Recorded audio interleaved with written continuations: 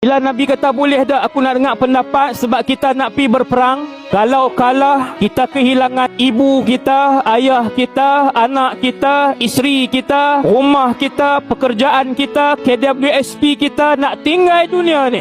Asyiru alayya ayyuhan nas. Manusia terbaik umat Nabi SAW waktu itu berdiri Abu Bakar ibn Abi Quhafah.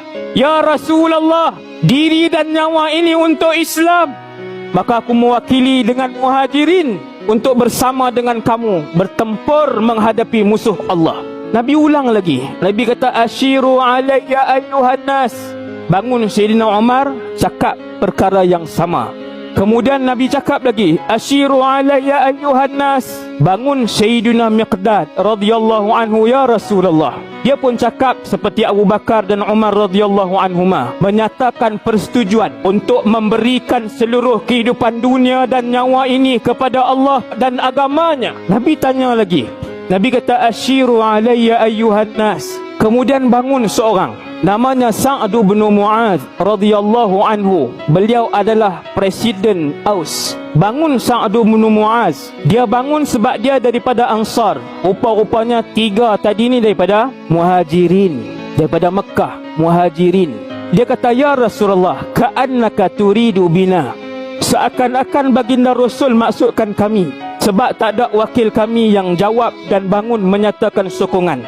Sa'd bin Mu'adz kata, ya Rasulullah, kami beriman dengan kamu, kami membenarkan kamu, kami menyaksikan apa yang kamu bawa itu adalah benar. Kami memberikan sepenuh kepercayaan kami kepada kamu ya Rasulullah. Kami memberikan seluruh kehidupan kami ya Rasulullah. Kami memberikan ketaatan kepada kamu ya Rasulullah. Perjuangkan dan arahkan kepada kami wahai pesuruh Allah apa yang kamu kendaki. Demi yang mengutuskan kamu dengan kebenaran. Seandainya kamu wahai pesuruh Allah tunjukkan lautan yang terbentang luas untuk kami lalu, nescaya lautan ini akan kami redah. Tidak akan ada seorang pun daripada kami yang akan terkecuali. Ni ayat sahabat bila Nabi ajak perang.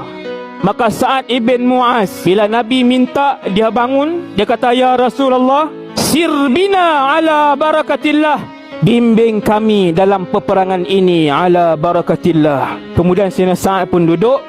Surra Rasulullah sallallahu alaihi wasallam. Nabi sallallahu alaihi wasallam apabila gembira, seluruh para sahabat tahu Nabi bergembira, dan apabila gembira, cahaya pada wajah Nabi sallallahu alaihi wasallam semakin terang benderang. Begitulah wajah Rasulullah apabila Nabi gembira dan redha.